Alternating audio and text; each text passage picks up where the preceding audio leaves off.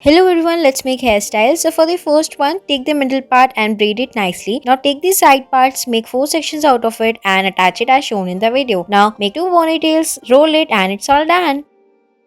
For this one, make 5 sections out of the hair. Now take the remaining hairs and start covering another sections to each other as shown in the video. Do it properly and nicely and then secure it with the rubber band. Now take these sections and stretch it out properly and nicely as it will look big and bulky. Now repeat the process with the remaining hairs and it's done.